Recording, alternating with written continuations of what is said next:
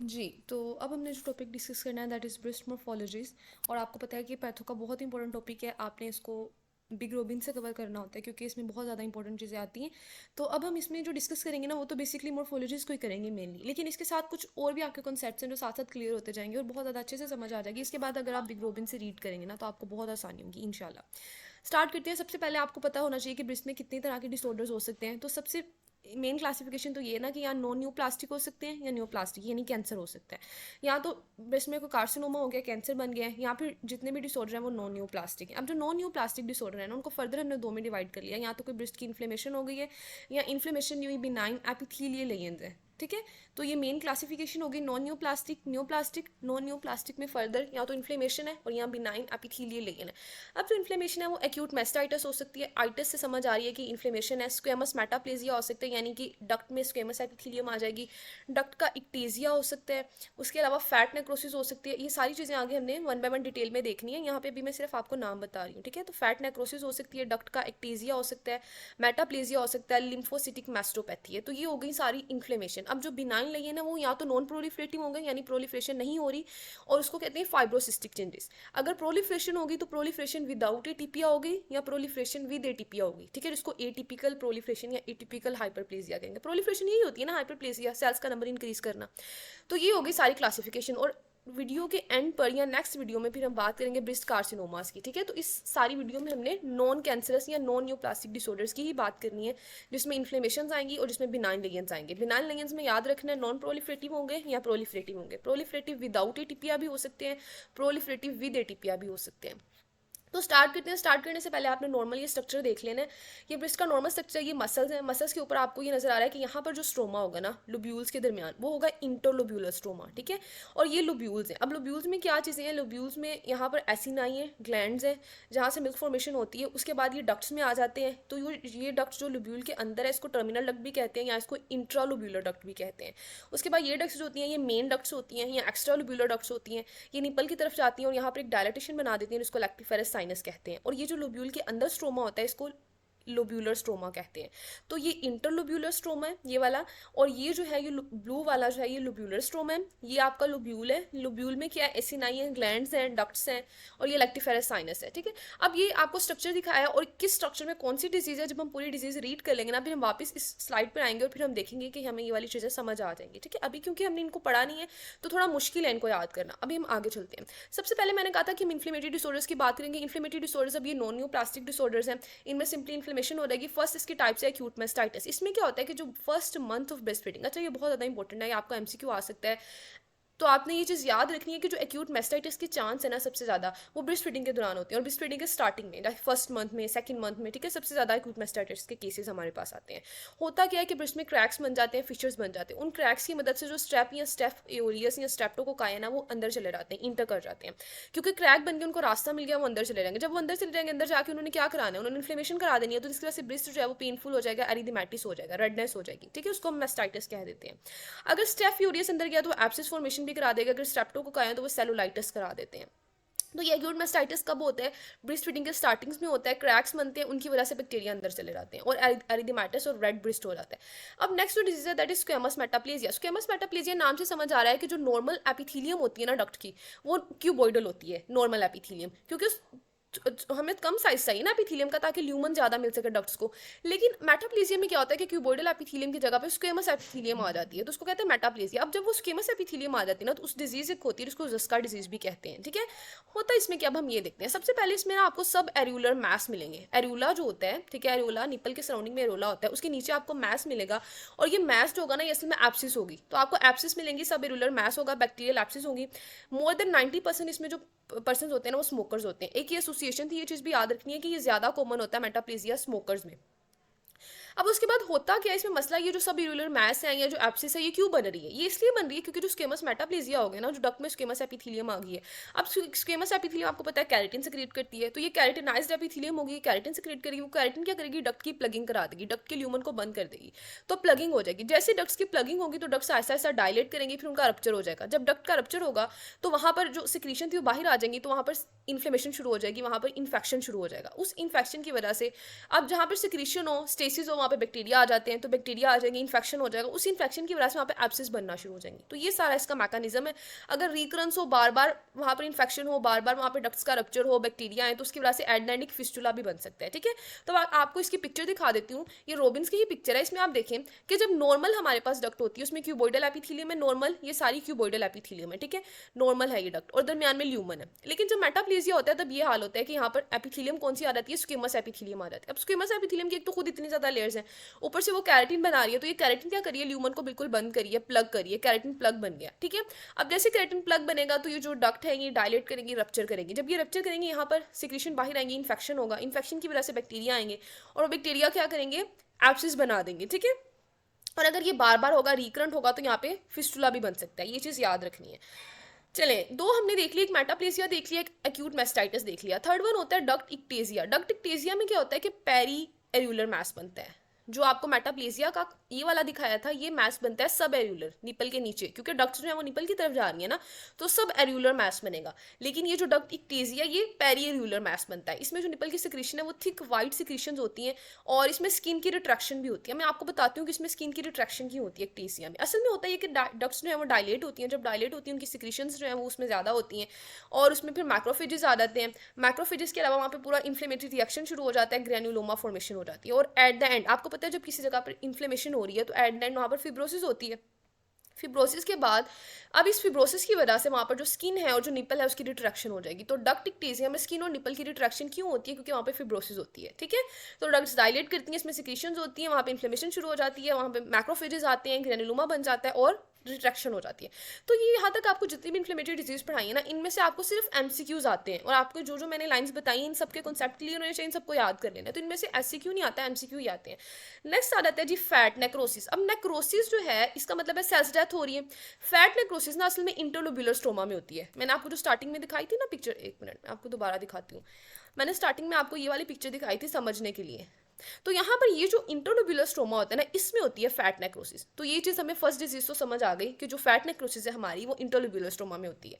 इसके अलावा जो भी हम इन्फ्लेमेटरी डिजीज पढ़े थे उनको भी देख लेते हैं। तो वो जो इन्फ्लेमेटरी डिजीज होती है वो डक्ट से रिलेटेड थी। तो यहाँ पर एक्यूट मेस्टाइटिस हो जाएगा। मेस्टाइटिस में क्या था कि फर्स्ट मंथ में या second month of breast feeding में यहाँ पे क्रैक्स बनते हैं, बैक्टीरिया अंदर चले जाते हैं, एब्सेस बना देते हैं। या यहाँ पर क्या होगा, डक्ट इक्टेजिया होगा। तो ये डक्ट जो है डायलेट कर जाएंगी, वहाँ पर इन्फ्लेमेशन शुरू हो जाएगी, फिब्रोसिस हो जाएगी, और जब यहाँ पे फिब्रोसिस होगी तो आप खुद सोचे कि निपल की रिट्रैक्शन हो जाएगी, और ये जो निपल के ये जो ब्रेस्ट की स्किन है इसकी भी रिट्रैक्शन हो जाएगी। ठीक है, उसके बाद यहाँ पर क्या हो सकता है, ये जो पैजेट डिजीज है, ये जो पैपिलोमा, इनको हम आगे देखेंगे, इनको हमने अभी नहीं स्टडी किया। तो जो चीज़ पढ़ ली है वो क्लियर होगी, जो चीज़ नहीं पढ़ी उसके लिए परेशान ना हो, फिर जब हम आगे पढ़ेंगे ना तो हमें वो भी क्लियर हो जाएगी इंशाल्लाह। चलें, फैट नेक्रोसिस की बात करते हैं। तो फैट नेक्रोसिस मैंने आपको बता दिया कि जो आपका इंटरलोब्यूलर स्ट्रोमा है ना, वहाँ पर फैट नेक्रोसिस होती है। होता है इसमें क्या, नेक्रोसिस से सेल डेथ हो रही है, और सेल डेथ क्यों हो रही है, किसी ट्रोमा की वजह से, या कोई सर्जिकल इंटरवेंशन थी पहले हुई उसकी वजह से, या कोई रेडिएशन थेरेपी थी। तो ये तीन इसके याद रखने हैं, टियोलॉजी में फैक्टर्स मिलती हैं, ट्रोमा या सर्जिकल इंटरवेंशन या रेडिएशन थेरेपी। इसकी वजह से क्या होता है कि जो नेक्रोसिस शुरू हो जाती है, फैट टिश्यू की नेक्रोसिस शुरू हो जाती है, उसके बाद वहाँ पे इन्फ्लेमेटरी रिएक्शन होता है। ठीक है, तो फैट नेक्रोसिस में मॉर्फोलॉजी इसकी बहुत ज़्यादा इंपॉर्टेंट है। मॉर्फोलॉजी ग्रोथ भी देखेंगे और माइक्रोस्कोपी भी देखेंगे। ग्रोथ में क्या होता है, आपको हैमरेजेस, सबसे पहले तो जब ट्रोमा है, ब्रेस्ट को ट्रोमा मिला तो वहाँ पर सबसे पहले हैमरेजेस होंगे, उसके बाद वहाँ पे ल्यूकोफिकेटिव नेक्रोसिस शुरू हो जाएगी। अब जब हैमरेजेस हो रहे हैं, ल्यूकोफिकेटिव नेक्रोसिस होती है, फिर वहाँ पर ना कैल्सिफिकेशन भी हो जाती है। तो उस कैल्सिफिकेशन की वजह से वहाँ पर ग्रे वाइट टिश्यू आपको नजर आता है। ठीक है, आपको फोकाई नजर आते हैं चाकी वाइट टिश्यू के, और आपको हैमरेजिक डेब्रिस नजर आते हैं। तो जब ग्रोथ में आप देखते हो ना, आपको दो चीजें नजर आती हैं, एक तो हैमरेजिक डेब्रिस नजर आते हैं रेड रेड, और दूसरा चाकी वाइट एरियाज नजर आते हैं। वो जो चाकी वाइट एरियाज है ना, वो कैल्सिफिकेशन के एरियाज है। तो आपने ग्रोथ में ये पिक्चर याद रखनी है। अब इसमें क्या नजर आ रहा है, आपको हैमरेजेस के एरियाज नजर आ रहे हैं जो रेड रेड कलर के हैं, और दूसरा आपको चाकी वाइट एरियाज नजर आ रहे हैं। ये जो चाकी वाइट एरियाज है कैल्सिफिकेशन की वजह से।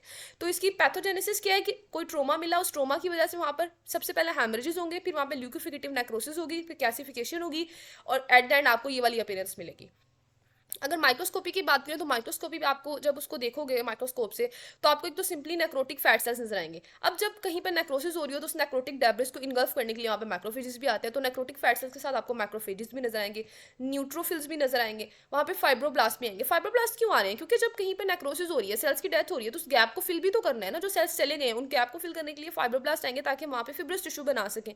तो इसीलिए वहाँ पे फाइब्रोब्लास्ट भी आएंगे, वहाँ पे वेसल्स भी ज्यादा बनेंगी, क्योंकि फाइब्रोब्लास्ट वहाँ पे काम करें, वहाँ पे नया टिश्यू बन रहा है, तो वहाँ पे नई वेसल्स की भी जरूरत है, वहाँ पे लिम्फोसाइट और हिस्टियोसाइट भी प्रोलिफरेट करेंगे। तो अब फैट नेक्रोसिस के बाद माइक्रोस्कोप में अगर हम देखें तो वहाँ पे न्यूट्रोफिल आ गए हैं, मैक्रोफेजेस हैं, नेक्रोसिस नेक्रोटिक टिश्यूज वहाँ पे पड़ा हुआ है, और फाइब्रोब्लास्ट जो है वहाँ के प्रोलिफरेट करें, नई वेसल्स बन रही हैं, लिम्फोसाइट भी प्रोलिफरेट करें और हिस्टियोसाइट भी। तो ये सारी माइक्रोस्कोपी होगी। अब अगर मैं सिंपली फ्लो चार्ट की फॉर्म में आपको सारे सीक्वेंस बताऊं इवेंट्स का, तो सबसे पहले तो वहाँ पे हेमरेज हुआ था, ट्रोमा के बाद हेमरेज के बाद क्या हुआ था, वहाँ पे ल्यूकोफिकेटिव नेक्रोसिस शुरू हो गई थी, ल्यूकोफिकेटिव फैट नेक्रोसिस, ठीक है। उसके बाद वहाँ पे न्यूट्रोफिल आए थे, क्योंकि क्यूट इन्फ्लेमेशन में न्यूट्रोफिल आते हैं, और मैक्रोफेजेस क्यों आए थे, क्योंकि वहाँ पे नेक्रोटिक टिश्यू है, इसको इनगल्फ करने के लिए मैक्रोफेजेस आए हैं। फिर वहाँ पे क्या होगा कि वो जो गैप क्रिएट हो गया इस सेल्स की डेथ की वजह से, उस उनकी जगह पे नए सेल्स बनाने के लिए, फिब्रस टिश्यू बनाने के लिए फाइब्रोब्लास्ट आएंगे, और अब साथ ही क्रोनिक इन्फ्लेमेटरी रिएक्शन शुरू हो जाएगा, ठीक है।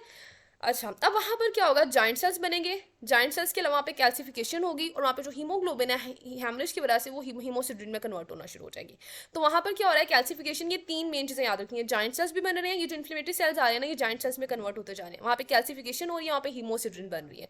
उसके बाद वहाँ पे फाइब्रोब्लास्ट जो काम करे थे वो कुछ ना कुछ तो करेंगे ना, वो स्कार टिश्यू बना देंगे, फिब्रस टिश्यू बना देंगे फाइब्रोब्लास्ट जो थे, और एट द एंड आपको अपीयरेंस क्या मिलेगी, आपको चाकी व्हाइट फोकाई नजर आएंगे, वो जो मैंने आपको एक पिक्चर दिखाई थी ग्रोस में, तो चाकी व्हाइट फोकाई नजर आएंगे। वो फोकाई क्यों है, कैल्सिफिकेशन की वजह से, और बाकी वहाँ पे फिब्रस टिश्यू होगा, स्कार टिश्यू होगा, ठीक है। तो वहाँ पे आपको व्हाइट ग्रे व्हाइट नोड्यूल्स नजर आएंगे और चाकी व्हाइट फोकाई नजर आएंगे। तो ये हो गया सारा फैट नेक्रोसिस। अब बात कर लेते हैं बिनाइन एपिथेलियल लेयर्स की। जब हमने कहा था कि हमने ब्रिस्ट की डिजीज को क्लासिफाई किया, तो हमने कहा non neoplastic, neoplastic. Non neoplastic में थे इन्फ्लेमेटरी और बिनाइन लेयर। इन्फ्लेमेटरी में एक्यूट मेस्टाइटिस था, मेटाप्लेजिया था, डक्ट एक्टेजिया था, और फैट नेक्रोसिस। इस सबको स्टडी कर लिया। ये वो सारी डिजीज थी जिसमें इन्फ्लेमेटरी सेल्स ने आना था, है ना। फैट नेक्रोसिस में भी तो इन्फ्लेमेटरी सेल्स आए थे ना। अब हमने वो डिजीज देखनी है जिसमें बिनाइन एपिथेलियल लेयर्स है। अब ये एपिथेलियम में क्या होगा, एपिथेलियम क्या ही कर सकती है, हाइपरप्लेजिया कर सकती है, सेल्स अपना नंबर इंक्रीज कर सकते हैं। अब यहाँ तो ये नॉन प्रोलिफरेटिव भी हो सकती है कि सेल्स जो हैं वो प्रोलिफरेट नहीं कर रहे, और उस केस में क्या हो रहा है, सिस्ट बना रहे हैं। प्रोलिफरेट तो नहीं करे लेकिन डायलेट होती जा रही है, एक सिस्ट बन रही है, फाइब्रोसिस्टिक चेंजेस उसको कहते हैं। दूसरा हो सकता है कि सेल्स प्रोलिफरेट करें, अपना नंबर इंक्रीज करें। तो जब वो प्रोलिफरेट करें, या तो विदाउट एटीपिया करें, यानी एटिपिकल सेल्स नहीं है, और यहाँ वो एटिपिकल सेल्स हैं, ठीक है। तो ये तीन इसकी मेन डिवीजन हो गई। अब पहले बात कर लेते हैं नॉन प्रोलिफरेटिव, क्योंकि ये बहुत ज्यादा कॉमन डिजीज है और बहुत ज्यादा इंपॉर्टेंट भी है पेपर पॉइंट ऑफ व्यू से, तो इसको याद रखना है। फाइब्रोसिस्टिक चेंजेस भी कहते हैं और इसको नॉन प्रोलिफरेटिव लेयन भी कहते हैं, ठीक है। अच्छा, अब इसमें ना तीनों चीजें इन्वॉल्व हो जाती हैं, ब्रिस्ट की डक्स भी इन्वॉल्व हो जाती हैं, लोब्यूल्स भी, और उसका स्ट्रोमा भी। यही मेन तीन चीजें थी ना ब्रिस्ट में, तो तीनों में चेंजेस आना शुरू हो जाते हैं। ये बहुत कॉमन है, इसका इंसिडेंस 60 से 80% है, ठीक है, बहुत कॉमन इंसिडेंस है। अब अगर हम बात करें ना, इसमें आपको तीन चीजें याद रखनी है। एक तो इसमें सिस्ट फॉर्मेशन होगी, मतलब फाइब्रोसिस्टिक चेंजेस में नाम से पता चल रहा है सिस्ट बनेगी। और सिस्ट क्यों बनेगी, क्योंकि वहाँ पे जो डक्ट्स हैं वो डायलेट कर जाएंगे।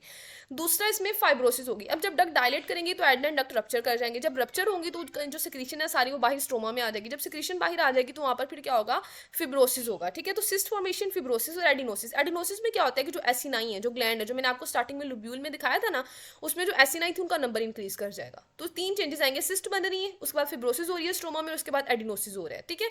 तो सबसे पहले डिटेल में सिस्ट को देख लेते हैं। सिस्ट क्या होता है कि मल्टीफोकल भी हो सकते हैं, बायोलेटरल भी होते हैं। इसमें सिंपली है कि डक्ट्स या लुब्यूल जो है इनकी सिस्टिक डायलेटेशन हो रही है, ठीक है। इनको ब्लू डोम सिस्ट भी कहते हैं। तो ये चीज मॉर्फोलॉजी में आपने मेंशन करनी है कि सिस्ट फॉर्मेशन होगी, उसको ब्लू डोम सिस्ट कहते हैं, क्योंकि इनमें ना हमें सेमी ट्रांसलूसेंट सा टर्बिड फ्लूइड नजर आता है, ठीक है। टर्बिड सा ब्लू शेड का सेमी ट्रांसलूसेंट फ्लूइड नजर आता है।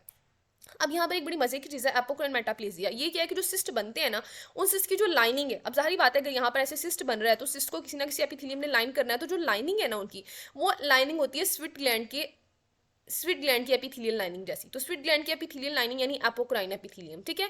तो उनकी जो लाइनिंग होती है पॉलीगोनल से सेल बन जाते हैं और वो होते हैं apocrine epithelium of sweet gland जैसे। तो इसीलिए हम उनको कह देते हैं एपोक्राइन मेटाप्लेजिया होगा, कि यहाँ पर मेटाप्लेजिया हो गया, इसकी अपनी लाइनिंग नहीं रही, बल्कि इसमें जो है वो स्वीट ग्लैंड की एपोक्राइन एपिथेलियम आ गई है, तो उसको कहते हैं एपोक्राइन मेटाप्लेजिया। तो सिस्ट फॉर्मेशन में एक तो चीज मेंशन करनी है ब्लू डोम सिस्ट, मॉर्फोलॉजी में मस्ट ये चीज मेंशन करनी है। दूसरा, एपोक्राइन मेटाप्लेजिया। दूसरा जो स्टेप था फाइब्रोसिस्टिक चेंजेस में, वो था फिब्रोसिस। होता क्या है कि जो सिस्ट बनते जा रहे हैं ये रप्चर करेंगे। जब सिस्ट का रप्चर होगा तो जो भी इसका सिक्रीटरी मटेरियल है वो सारा स्ट्रोमा में आ जाएगा। सिक्रीटरी मटेरियल जब स्ट्रोमा में आएगा तो आप इन्फ्लेमेशन स्टार्ट हो जाएगी। इन्फ्लेमेशन के बाद वहाँ पे फिब्रोसिस होगी, जाहिर बात है। इन्फ्लेमेटरी सेल्स आएंगे तो वहाँ पे फाइब्रोब्लास्ट में आएंगे, फाइब्रोब्लास्ट आएंगे तो वहाँ पे फिब्रोसिस करा देंगे, ठीक है। तो यहाँ से फिमनेस हो जाएगी, ब्रिस्ट की फिब्रोसिस हो जाएगा। तीसरा था एडिनोसिस। एडिनोसिस में क्या होगा कि जो एसिनाई है, जो एसिनर यूनिट है, जो लोब्यूल है, ये सारी इंक्रीज करना शुरू कर देंगे, ग्लैंड इंक्रीज करना शुरू कर देंगे, और ग्लैंड का ल्यूमन भी इंक्रीज करेगा। इसको कहते हैं एडिनोसिस। अब अगर अगर आपको मैं एंड पर सिंपली बताऊं अपने पेपर में इसकी मॉर्फोलॉजी कैसे लिखी आनी है, तो आपने 3 चीजें मेंशन करनी है, सिस्ट, फिब्रोसिस और एडिनोसिस। सिस्ट में बता देना है कि सिस्ट में क्या होता है कि छोटी सिस्ट होती है, फिर वो बड़ी सिस्ट बन जाती है मिलकर, और ब्लू डोम सिस्ट होती है, इसमें सेमी ट्रांसलूसेंट फ्लूइड होता है।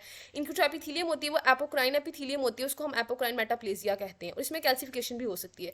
फिब्रोसिस में क्या क्या क्या मेंशन करना है कि सिस्ट स्ट्रक्चर करेंगे तो जो सिक्रीटरी मटेरियल है वो स्ट्रोमा में आ जाता है, जब मटेरियल स्ट्रोमा में आता है तो पहले इन्फ्लेमेशन होती है, फिर फिब्रोसिस हो जाती है। एडिनोसिस में कह देना है कि एसिनाई इंक्रीज कर जाते हैं, लोब्यूल में एसिनाई इंक्रीज कर जाते हैं, उनको लाइनिंग जो है इनकी वो कोलमनर एपिथेलियम हो जाती है। तो ये सिंपली 3 हेडिंग्स में आपने इसकी मॉर्फोलॉजी लिख देनी है फाइब्रोसिस्टिक चेंजेस की, और इसको ना लंपी ब्रिस्ट भी कहते हैं, इसमें लम्प्स बन जाते हैं ब्रिस्ट में। तो ये हो गया हमारे पास क्लियर। अब आ जाओ जी, इसकी पिक्चर देख लेते हैं ताकि आप लोगों को बहुत अच्छे से समझ आ जाए, क्योंकि हमारी विजुअल मेमोरी अच्छी होती है। तो 3 चेंजेस बताए थे, एक तो सिस्ट बन रही है, हम ये देखें डक्ट इतनी ज्यादा डायलेट हो गई है कि वो सिस्ट बन गई है ना, ये सिस्ट है। अब इसकी जो लाइनिंग है वो कुछ ऐसी हो जाएगी, इसको कहते हैं एपोक्राइन मेटाप्लेजिया, पॉलीगोनल सेल्स आ जाते हैं। ये आपके पास एडिनोसिस, एडिनोसिस का क्या मतलब है, इतने ज्यादा ऐसे नहीं हो गए। और ये आपके पास फिब्रोसिस है, यहाँ पर सारा स्ट्रोमा में फिब्रोसिस हो गया। तो ये 3 चेंजेस याद रखनी है, सिस्ट, फिब्रोसिस और एडिनोसिस। ओके अब हम स्टार्ट करने लगे हैं जी प्रोलिफरेटिव डिजीज। तो हमने बिनाइन लेयन में एक डिजीज डिस्कस की जो कि नॉन प्रोलिफरेटिव डिजीज थी, फाइब्रोसिस्टिक जैसे लंपी बम्पी ब्रिस्ट वाली, ब्लू डोम सिस्टिस में बनते हैं। अब हमने डिस्कस करनी है प्रोलिफरेटिव डिजीज। अब प्रोलिफरेटिव डिजीज मैंने कहा था विदाउट ए टिपिया भी हो सकती है, विद ए टिपिया भी हो सकती है। विदाउट ए टिपिया में बस ये एक स्लाइड याद कर लें जो एक एक लाइन में बताऊंगी, सिर्फ ये याद कर लें, इसके अलावा आपको कुछ नहीं पूछा जाएगा, ये भी सिर्फ एमसीक्यू में आती है।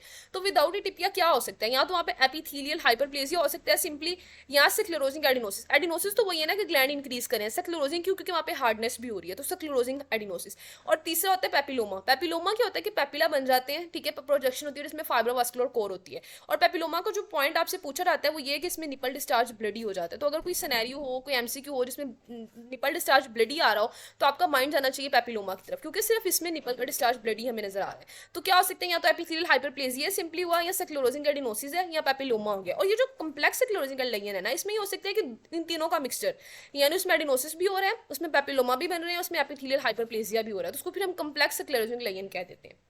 तो ये सारी जो 4 डिजीज है ये सारी प्रोलिफरेटिव डिजीज है विदाउट एटीपिया। और इसमें जो मैंने आपको एक एक लाइन बताई है, लाइक एपिथेलियल हाइपरप्लेजिया, उसमें क्या हो रहा है, सिंपली एपिथेलियम का नंबर इंक्रीज कर रहा है, सेल्स का नंबर इंक्रीज कर रहा है। अब आपको पता है ब्रिस्ट की लाइन में 2 तरह के सेल्स होते हैं, लाइक ये है ना, तो इसमें 2 तरह के सेल होते हैं। एक बेसल सेल होते हैं जो कि मायो एपिथेलियल होते हैं, ये इसलिए होते हैं ताकि इन्होंने कॉन्ट्रैक्ट करना होता है। और ऊपर वाले जो सेल्स होते हैं उनको हम कह देते हैं ल्यूमिनल सेल्स, क्योंकि वो ल्यूमन की तरफ होते हैं। तो ये दोनों ल्यूमिनल सेल्स भी डिवाइड करेंगे, नंबर इंक्रीज करेगा, और मायो एपिथेलियल सेल्स का भी नंबर इंक्रीज करेगा। ये होता है एपिथेलियल हाइपरप्लेजिया में। फिर स्क्लेरोजिंग एडिनोसिस में क्या होगा, एसिनाई का नंबर इंक्रीज करेगा, जैसे फाइब्रोसिस्टिक चेंजेस में देखा था कि एसिनाई का नंबर इंक्रीज करे। इसके अलावा वहां पर ये अब इनकी कंप्रेशन भी हो रही है, एसिनाई नंबर तो इंक्रीज करा लेकिन एसिनाई की कंप्रेशन भी हो रही है, वो डिस्टोर्टेड भी हो रहे हैं। ऐसा क्यों, क्योंकि स्क्लेरोजिंग हो रही है, वहां पर हार्डनेस हो रही है, ठीक है।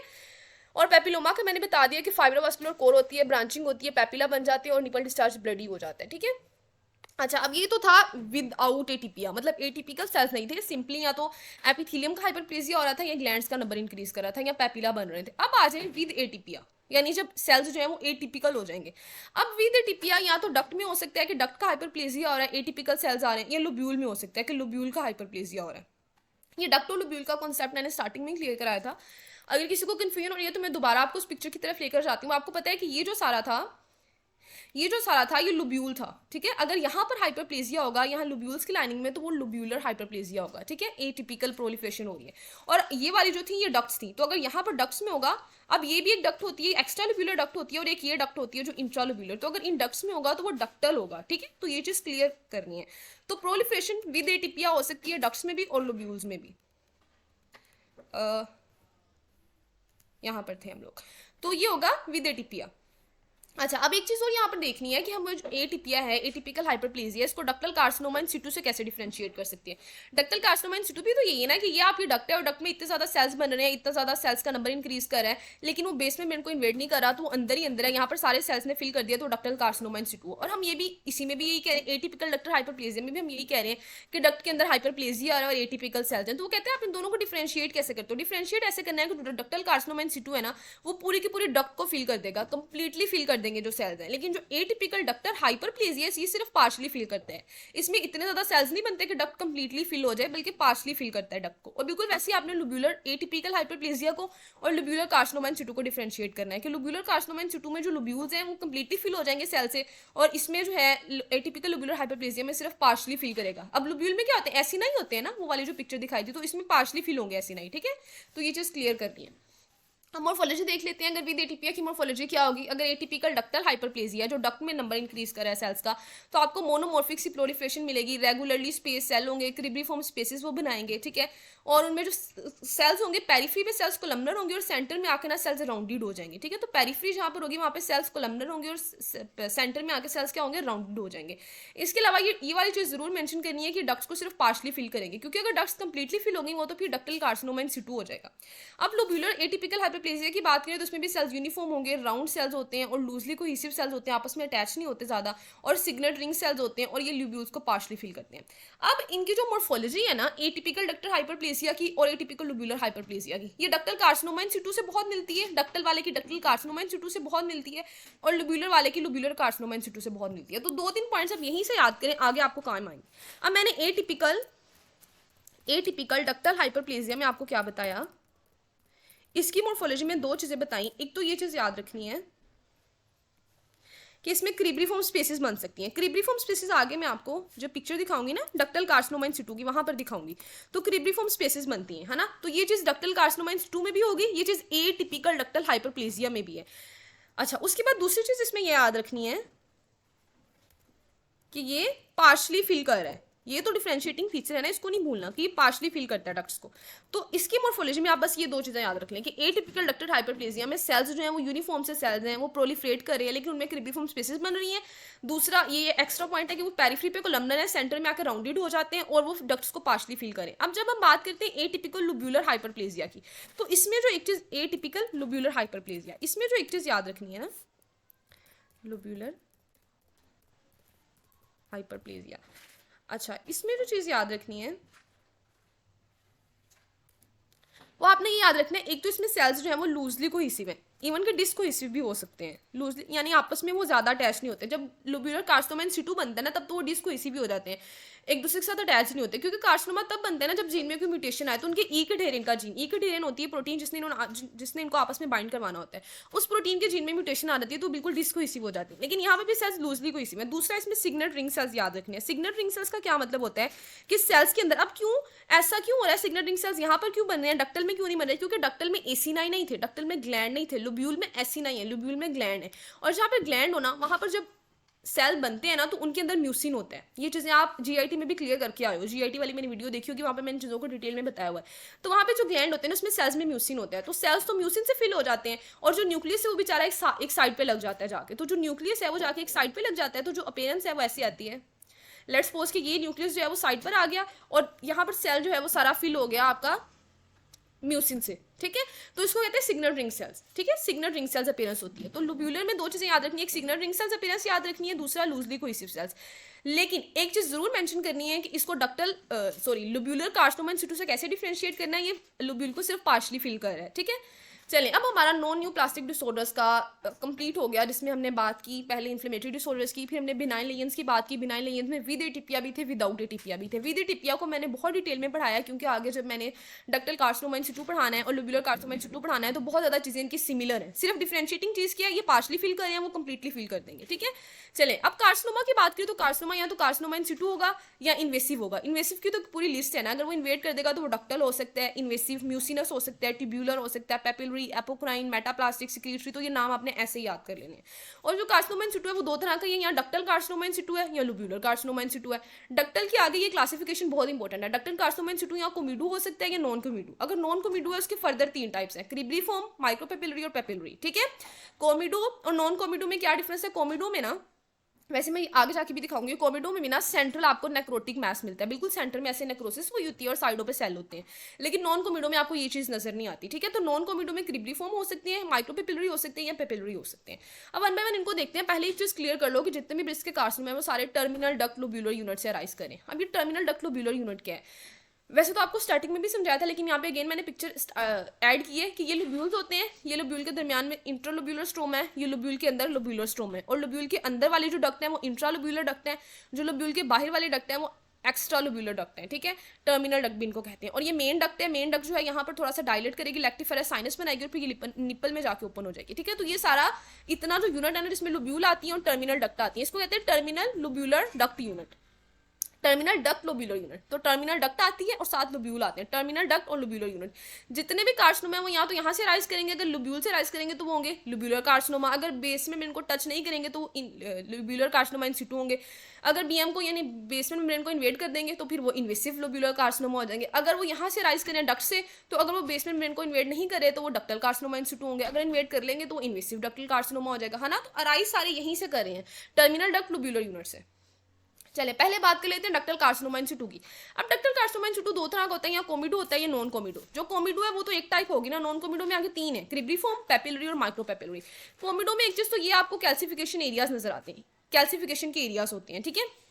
उसके अलावा आपको यहाँ पर ट्यूमर सेल्स या प्लियोमॉर्फिक सेल्स होते हैं। प्लियोमॉर्फिक उनका जो न्यूक्लियर है वो हाई ग्रेड होता है, और यहाँ पे आपको सेंट्रल नेक्रोसिस के एरियाज नजर आते हैं। तो कोमिडो में सी से सारा याद रख लो, सी से कैल्सिफिकेशन, सी से सेंट्रल नेक्रोसिस, और सी से याद रख लो कि न्यूक्लियाई जो हैं वो प्लियोमॉर्फिक है, हाई ग्रेड है, ठीक है। चलें उसके बाद जो नॉन कोमिडो है उसमें क्रिब्रिफॉर्म है। अब क्रिब्रिफॉर्म वाला पॉइंट मैंने आपको जो डक्टल हाइपरप्लेजिया था, डक्टल प्रोलिफरेशन थी विदाउट विद एटिपिया, वो कार्सिनोमा तो नहीं था लेकिन वो हाइपरप्लेजिया हो रहा था, उसमें भी आपको ये चीज़ दिखाई थी कि उसमें भी क्रिब्रिफॉर्म ना स्पेसिस बन रही थी। तो यहाँ डक्टल कार्सिनोमा इन सिटू में भी क्रिब्रिफॉर्म एक टाइप है पूरी, और क्रिब्रिफॉर्म की शेप कुछ ऐसी होती है, यहाँ पर आपको दिखा देती हूँ, स्पेसिस बनती हैं, क्रिब्रिफॉर्म स्पेसिस बनती हैं, ये कुकी कटर लाइक स्पेसिस, ठीक है, इसको कहते हैं क्रिब्रिफॉर्म। और ये आपके पास है कोमिडो। कोमिडो में आपको क्या नजर आ रहा है, प्लियोमॉर्फिक सेल्स हैं, हाई ग्रेड न्यूक्लियर, कैल्सिफिकेशन के एरियाज, और ये सेंटर में नेक्रोटिक एरियाज हैं, ठीक है। उसके बाद ये पेपिलरी में क्या होता है, पेपिला बन जाते हैं, पेपिला में फाइब्रोवास्कुलर कोर होगी तो ये पेपिला बन जाएंगे। और माइक्रो पेपिलरी में क्या होता है, पेपिला तो बनते हैं लेकिन उनमें फाइब्रोवास्कुलर कोर नहीं होती, इसलिए उसको माइक्रो पेपिलरी कहते हैं, ठीक है। तो ये आपके पास तीनों टाइप्स हैं डक्टल कार्सिनोमा इन सिटू की, और ये नॉर्मल है जब नॉर्मल होता है। अच्छा, तो कोमिडो में क्या है, कुकी कटर लाइक स्पेसिस होंगी और कैल्सिफिकेशन होगी, सेक्रेटरी मटेरियल होगा। माइक्रोपेपिलरी में क्या है, माइक्रोपेपिलरी में without fibrovascular core, fibrovascular core नहीं होती, और नेक्रोसिस और कैल्सिफिकेशन इसमें भी होगी, ठीक है। लेकिन वो सेंट्रल मैच सिर्फ कोमिडो में नजर आता है। उसके बाद पेपिलरी की बात करें तो पेपिलरी में जो पेपिला बन रहे हैं उनकी फाइब्रोवास्कुलर कोर है और उनमें भी नेक्रोसिस और कैल्सिफिकेशन है। तो नेक्रोसिस और कैल्सिफिकेशन सब में मेंशन कर देना है। क्रिब्रिफॉर्म में कुकी कटर लाइक स्पेसिस है, पेपिलरी में पेपिला बन रहे हैं जिनकी फाइब्रोवास्कुलर कोर है, माइक्रोपेपिलरी में पेपिला बन रहे हैं बट विदाउट फाइब्रोवास्कुलर कोर। तो ये हो गया सारा डक्टल कार्सिनोमा इन सिटू। ये जो पिक्चर है ये लोब्यूलर कार्सिनोमा इन सिटू की है, वैसे तो इसको आगे जाके एक्सप्लेन किया हुआ है लोब्यूलर कार्सिनोमा इन सिटू को, लेकिन एक चीज यहाँ पे आप अभी देख लो कि इसके सेल्स यूनिफॉर्म सेल्स हैं, लेकिन ये डिस्को इसी में आपस में आपको कोई भी सेल अटैच नजर नहीं आ रहे, ठीक है, आपस से बहुत दूर दूर है। क्यों? क्योंकि ये चीज मैंने आपको पहले क्लियर कर दी थी कि लोब्यूलर कार्सिनोमा इन सिटू में ना ई कैटेरियन में म्यूटेशन हो रहा है, इसलिए इसके सेल्स आपस में बाइंड नहीं करते। तो तीन चीजें हैं, एक आपके पास होता है लोब्यूलर प्रोलिफरेशन होती है विद एटीपिया, जिसको पहले स्टडी करके आए हैं, एक इसको जूम थोड़ा करते हैं, लुब्यूलर प्रोलिफरेशन विद एटीपिया, जिसको अभी स्टडी करके आए थे पीछे। दूसरी चीज होती है लुब्यूलर कार्सिनोमा इन सिटू, और तीसरी चीज हम पढ़ेंगे इन्वेसिव लोब्यूलर कार्सिनोमा। इन तीनों में दो चीजें याद रखनी है, एक तो इनके सेल्स डिस्कोहेसिव होते हैं, आपस में अटैच नहीं हो रहे होते। लोब्यूलर प्रोलिफरेशन विद एटीपिया में अभी म्यूटेशन तो नहीं हुई होती, लेकिन सेल्स थोड़े बहुत लेस कोहेसिव होते हैं, ठीक है, इतना ज्यादा अटैच नहीं होते, लेकिन इन दोनों में तो बिल्कुल डिस्कोहेसिव हो जाते हैं। दूसरी चीज, इन तीनों में आपको सिग्नल रिंग सेल्स नजर आएंगे। मैं बार बार बताई जा रही हूँ, ऐसा क्यों? क्योंकि ये लोब्यूलर है, ये एसिनाई है, ये ग्लैंड्स हैं, तो इसीलिए इनमें आपको सिग्नल रिंग सेल्स नजर आएंगे, म्यूसिन नजर आएगा। तो जहां पे भी आपको लोब्यूलर नजर आ जाए, मोर्फोलॉजी आपको याद करने की भी जरूरत नहीं है, आपने जो चीज मैंने समझा दी इसको ऐसे लिख के आ जाना है। लेकिन जो डक्टल होता है ना आपके पास, डक्टल, उसमें थोड़ी सी चीजें वैरी करती हैं। अब जैसे डक्टल हाइपरप्लेजिया वाला में तो देखा था ना, एटीपिया वाले में कि सिंपली उन्होंने कह दिया कि क्रिब्रिफॉर्म स्पेसिस हो सकती हैं, लेकिन अगर डक्टल इन सिटू हो जाए ना, डक्टल कार्सिनोमा इन सिटू, तो उसकी टाइप्स होती हैं, कोमिडो है या नॉन कोमिडो में क्रिब्रिफॉर्म है, पेपिलरी है, माइक्रोपेपिलरी है, तो इनको याद रखना है। और आगे जब हम इन्वेसिव डक्टल कार्सिनोमा देखेंगे ना, उसमें फर्दर चीजें आ जाएंगी, तो इसमें चीजें ऐड करते जाना, लेकिन लोब्यूलर की वही दो तीन चीजें हैं। चलिए आगे हमें देखना है पैजेट डिजीज ऑफ ब्रेस्ट, ठीक है। पैजेट डिजीज ऑफ ब्रेस्ट में क्या होता है कि ये ना मैनिफेस्टेशन होती है ब्रेस्ट कार्सिनोमा की, यानी कि जब भी किसी को पैजेट डिजीज होगी ना तो हमें समझ आ जाएगा कि इसको ब्रेस्ट कार्सिनोमा है, ठीक है। ये एक मैनिफेस्टेशन होती है ब्रेस्ट कार्सिनोमा की। पैजेट डिजीज में होता है क्या कि जो ब्रेस्ट की स्किन है वो एरिथेमेटिस हो जाती है, उसमें इरप्शंस हो जाती हैं, उसमें स्केल्स बन जाते हैं। इसके अलावा स्किन पे प्रोराइटिस भी हो जाता है, ठीक है। तो ये होता है कि इस डिजीज में वो देख लेते हैं कि अब आपको नजर आ रहा है कि यहाँ पर ये डक्टल कार्सिनोमा चल रहा है, लेकिन क्योंकि बेस में मेरे अभी तक इंटैक्ट है तो ये क्या है, इन सिटू है। डक्टल कार्सिनोमा तो है लेकिन इन सिटू है। अब ये निपल है, अब होगा क्या कि यहाँ से जो सेल्स है ना, मैलिग्नेंट सेल्स है या जो कैंसरस सेल्स है, वो क्या करेंगे, वो लेक्टिफेरस डक्ट की मदद से ऊपर जाएंगे और ये निपल के स्किन के नीचे आ जाएंगे। अब यहाँ पर आपको नजर आ रहे हैं कैंसर सेल, ये देखिए यहाँ पर आ जाएंगे, ठीक है। निपल की स्किन के नीचे आ जाएंगे। जब ये सेल्स यहाँ पर आ जाएंगे तो ऊपर स्किन में इरप्शंस होना शुरू हो जाएंगी, स्किन में स्केल बन जाएंगे और स्किन में जो है वो प्रोराइटिस हो जाएगा। तो ये होती है पैजेट डिजीज ऑफ निपल। होता क्या है सिंपली कि डक्टल कार्सिनोमा इन सिटू से, इवन अगर इन्वेसिव कार्सिनोमा ना, उससे भी पैजेट डिजीज हो सकती है। तो ये सेल्स ऊपर जाते हैं लेक्टिफेरस डक्ट से, जब ये ऊपर जाते हैं तो under the skin of nipple आ जाते हैं, वहाँ पर फिर ट्रस्टिंग होती है, स्केलिंग होती है, प्रोराइटिस होता है, ठीक है, इरप्शंस होती हैं। अच्छा, पैजेट डिजीज ऑफ निपल को हम ग्रोस में हमें क्या मिलेगा, सिंपली हमें एरिथेमाइटिस, इरप्शंस मिलेंगी, स्केलिंग मिलेगी, ठीक है। और माइक्रोस्कोपी पे क्या नजर आएगा, मैलिग्नेंट सेल्स यानी पैजेट सेल्स, कैंसरस सेल्स नजर आएंगे जो डक्टल कार्सिनोमा इन सिटू से एक्सटेंड किए हैं और एक्सटेंड करके कहाँ चलेंगे, लेक्टिफेरस साइनस में गए हैं, लेक्टिफेरस डक्ट से गुजरकर निपल के सीन के अंडर चलेंगे। लेकिन एक चीज याद रखनी है कि जब ये ऊपर जा रहे थे ना तो इन्होंने भी बीएम को इन्वेड नहीं किया, इन्होंने भी बेसमेंट मेम्ब्रेन को इन्वेड नहीं किया, ठीक है, ये चीज याद रखनी है, विदाउट इन्वेडिंग बेसमेंट। उसके बाद ये ट्यूमर सेल्स जो है थोड़ा बहुत एपिथेलियम के बैरियर को डिस्टर्ब करेंगे, जिसकी वजह से एक्स्ट्रा सेलुलर फ्लूइड जो है वो अंदर आ जाएगा, ठीक है। और इनको हम डिटेक्ट कैसे करेंगे, या तो हम बायोप्सी करेंगे, बायोप्सी में हमें मेलिग्नेंट सेल्स यहाँ पर नजर आएंगे, है ना, हम स्किन की बायोप्सी करेंगे, हमें यहाँ पर कैंसरस सेल पड़े नजर आएंगे। दूसरा, हम साइटोलॉजिकल जो निपल का एक्सुडेट है उसकी प्रिपरेशन करेंगे, वहां से हमें सेल्स नजर आ जाएंगे, कैंसरस सेल्स। अब हम देखने लगे लोब्यूलर कार्सिनोमा इन सिटू को।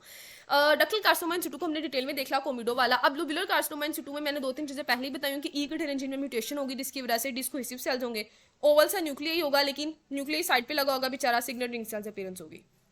तो बस यही चीजें हैं। ये वाली जो आपके पास ग्रेडिंग है ना, ये ग्रेडिंग है डक्टल कार्सिनोमा की। और डक्टल भी कौन सा, इन्वेसिव, क्योंकि डक्टल कार्सिनोमा इन सिटू तो पढ़ लिया पहले ही, जिसमें वो कोमिडो नॉन कोमिडो था। मैं बार बार चीजें रिवाइज इसलिए करा रही हूँ ताकि याद हो जाए, क्योंकि ये बहुत इंपॉर्टेंट टॉपिक है।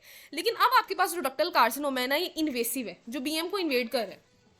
अब जो इन्वेसिव है ना, इसकी मॉर्फोलॉजी में आपके पास ग्रेडिंग आती है नोटिंगम हिस्टोलॉजिकल स्कोर, या आपका एससीक्यू है, नोटिंगम हिस्टोलॉजिकल स्कोर। इसको मैंने ऐसे याद रखा है टीएनएम। वैसे तो टीएनएम स्टेजिंग होती है, लेकिन डक्टल कार्सिनोमा इन सिटू की सॉरी इन सिटू नहीं है, डक्टल इन्वेसिव कार्सिनोमा की ग्रेडिंग आप टीएनएम से याद रख सकते हो। टीएनएम, टी से आपने क्या चीज देखनी है, सबसे पहले आपने ट्यूब्यूल फॉर्मेशन देखनी है। जब आप किसी कार्सिनोमा को देख रहे हो डक्टल इन्वेसिव को, आप उसको ग्रेड देखना चाहते हो कि ग्रेड 1 का ट्यूमर है, ग्रेड 2 का है, ग्रेड 3 का है, सबसे पहले आप ट्यूब्यूल फॉर्मेशन देखोगे। अगर ट्यूब्यूल फॉर्मेशन उसमें अच्छी है, अच्छी ट्यूब्यूल्स बनी नजर आ रही है तो ग्रेड 1 होगी। अगर ट्यूब्यूल्स बिल्कुल नहीं बनी हुई, क्लस्टर बने हुए सेल्स के, मतलब बनी तो हुई है लेकिन थोड़ी बहुत, ज्यादातर क्लस्टर बने हुए हैं, तो वो ग्रेड 2 होगी। और अगर ट्यूब्यूल्स बनी ही नहीं हुई बल्कि सॉलिड सॉलिड शीट्स हैं सेल की, तो वो ग्रेड 3 होगी। तो पहला देख लिया ट्यूब्यूल्स, टी।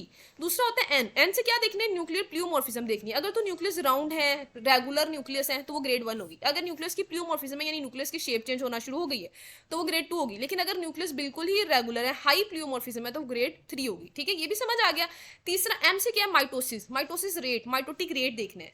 ग्रेड 1 में माइटोसिस थोड़ी होगी, ग्रेड 2 में माइटोसिस ज्यादा होगी और ग्रेड 3 में बहुत हाई माइटोटिक रेट होगा, ठीक है। तो अब जरा पिक्चर देखें और फिर हम इसको रीड करते हैं। ये देखें, ये ग्रेड 1 है। तीन चीजें आपको बता दी। टी से ट्यूब्यूल फॉर्मेशन देखनी है, एन से आपने न्यूक्लियर प्लियोमॉर्फिज्म और एम से आपने माइटोटिक काउंट देखना है। तो ट्यूब्यूल अगर अच्छी बनी हुई नजर आ रही है हमें, ट्यूब्यूल जैसे यहाँ पर है, तो ग्रेड 1 होगी। ट्यूब्यूल बहुत कम है, क्लस्टर ज्यादा है, तो ट्यूब्यूल ग्रेड 2 होगी। ग्रेड 3 में ट्यूब्यूल्स होती नहीं है, सॉलिड शीट्स होती हैं सेल्स की। न्यूक्लियस का भी यहाँ पर रेगुलर न्यूक्लियस है, यहाँ पे थोड़ा प्लियोमॉर्फिक है और यहाँ पे हाईली इरेगुलर है। माइटोसिस यहाँ पे थोड़ी है, यहाँ पे थोड़ी ज्यादा है, यहाँ पे हाई माइटोटिक काउंट है, ठीक है। तो ये पिक्चर भी ऐसी है, ग्रेड 1 है, ग्रेड 2 है, ग्रेड 3 है। अच्छा, तो मॉर्फोलॉजी में ग्रोथ में आपको क्या नजर आएगा, आपको रेडियो डेंस हार्ड सा मैस नजर आएगा, हार्ड इरेगुलर सा मैस होगा, उसमें डेस्मोप्लास्टिक रिएक्शन भी चल रहा होगा। कट करेंगे तो हमें क्या नजर आएगा, हमें स्ट्रीक्स नजर आएंगे, चौकी वाइट स्ट्रीक्स नजर आएंगे, डेस्मोप्लास्टिक स्ट्रोमा नजर आएगा और कैल्सिफिकेशन नजर आएगी, ठीक है। माइक्रोस्कोपी में वही ग्रेड्स बता देनी है। ग्रोस को याद कर लो, कट सेक्शन को याद कर लो, बाकी माइक्रोस्कोपी में वही ग्रेड है। वेल डिफरेंशिएटेड ग्रेड 1 है, मोडी डिफरेंशिएटेड ग्रेड 2 है और पॉली डिफरेंशिएटेड ग्रेड 3 है। तीन चीजें मैंने बता दी आपको। अब invasive lobular carcinoma, invasive lobular carcinoma grace में हमें नजर आएगा कि इसने ब्रेस्ट को इन्फिल्ट्रेट किया हुआ है और इसमें डेस्मोप्लेजिया मिनिमल होता है, ठीक है, इसमें डेस्मोप्लेजिया मिनिमल होता है। लेकिन जो आपके पास इन्वेसिव डक्टल कार्सिनोमा है उसमें डेस्मोप्लेजिया आपको यहाँ पर दिखाया था कि डेस्मोप्लेजिया ज्यादा होता है, ठीक है, डेस्मोप्लास्टिक रिएक्शन हो रहा होता है स्ट्रोमा में। लेकिन लोब्यूलर वाले में डेस्मोप्लेजिया मिनिमम होता है। माइक्रोस्कोपी की बात करें तो वही चीजें हैं बार बार जो लोब्यूलर कार्सिनोमा इन सिटू में थी, वही लोब्यूलर इन्वेसिव में है कि डिस्कोहेसिव सेल्स हैं, सिग्नल रिंग सेल्स हैं। और एक चीज हो रहा है कि इंडियन फाइल अरेंजमेंट आपको ट्यूमर सेल्स का नजर आता है, ठीक है। अच्छा, उसके बाद ये अगेन ग्रेडिंग की स्लाइड ऐड की थी, वही ग्रेडिंग है डक्टल इन्वेसिव कार्सिनोमा की नोटिंगम ग्रेडिंग है, ठीक है। इसमें ग्रेड 1 में वेल डिफरेंशिएटेड होगा, वही तीन चीजें टीएनएम वाली, ग्रेड 2 में मॉडरेट है, ग्रेड 3 में पुअर है, ठीक है। अच्छा, उसके बाद आपके पास आ जाता है स्ट्रोमल ट्यूमर। यानी अभी तक हमने जो देखे थे ना, वो तो जो टर्मिनल डक्ट लोब्यूलर यूनिट के थे ना, यानी या डक्टल या लोब्यूलर, इन्वेसिव हो या इन सिटू हो। अब हमने जो देखने हैं वो स्ट्रोमा में देखने हैं। स्ट्रोमा कौन सा, वो जो आपको दिखाया था ना कि लोब्यूल्स के दरमियान जो स्ट्रोमा था, इंटरलोब्यूलर, एक वो स्ट्रोमा था, और एक स्ट्रोमा था जो लोब्यूल का अपना था, लोब्यूलर स्ट्रोमा। तो ये जो स्ट्रोमल ट्यूमर है ना, ये लोब्यूल का स्ट्रोमा में अराइज करते हैं, लोब्यूलर स्ट्रोमा में, ठीक है। वो जो इंटरलोब्यूलर स्ट्रोमा था उसमें फैट नेक्रोसिस होती है। तो अब जरा वापस जाते हैं, बल्कि इसको हम नेक्स्ट वीडियो से डिस्कस करते हैं।